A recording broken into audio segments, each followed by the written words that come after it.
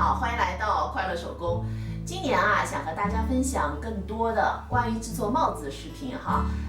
前段时间呢是分享过2款了。那有朋友呢给我留言哈，说这个帽子的图纸好像问题也挺多。那也怪我就是没有经验哈，做事情呢可能也马虎了一点，图纸这些呢没有交代清楚。比方说像这顶帽子哈，问题最多的就是前上和前下，还有后上和后上。后下哈合不上，就是画图纸的时候呢，大家看到有这样子的一个双圈的半圆图标，那就说明呢这2条弧线是要合上的。那还有呢，就是我觉得哈，图纸画完以后合板呢是非常重要的。这个呢是之前做帽子的图纸哈，1号和2号，咱们这2条弧线呢是要车在一起的。那图纸接好以后呢，咱们要进行一个合板，就从这儿啊，咱们一点一点的这么移过来，这2条弧线呢，咱们要保持一样。如果这2条弧线长度不一样呢，你车的时候啊，一定是合不上的。在做帽子的时候呢，我觉得车只占了一半，还有一半就是熨烫，熨烫真的非常非常的重要。看这顶帽子哈，这个帽子这儿是车圆了，然后呢，通过熨烫，我们有了侧面的这种圆弧的效果，这个效果是全靠烫出来的。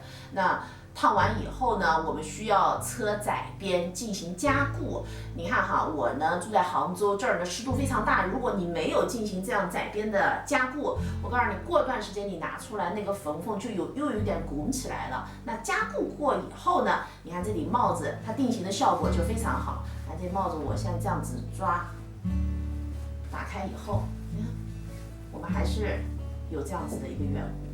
接下来和大家分享2个戴帽子的小窍门哈，像这种款式的帽子，那戴呢基本上它就不是戴，基本上就是扣在脑袋上，那风大呢容易掉。那咱们呢可以去网上买这样子的 BB 扣哈，它假发片用的，很小，我们把它钉在咱们的帽檐边上，然后你看夹上头发以后吧，它这又隐藏，哎，又管事儿。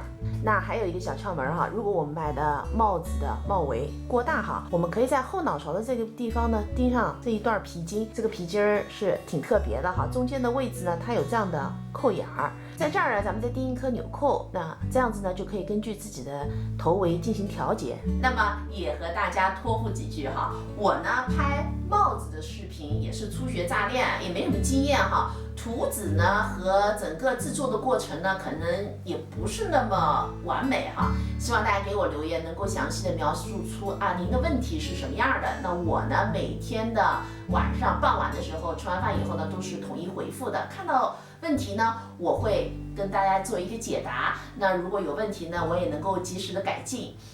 还希望大家做好帽子以后呢，都给我返图。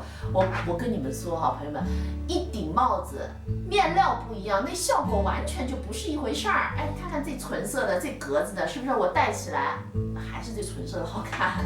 这期视频内容呢就是这些了，感谢您啊，花宝贵的时间来看我的视频哈，记得帮忙点赞，咱们下期再见。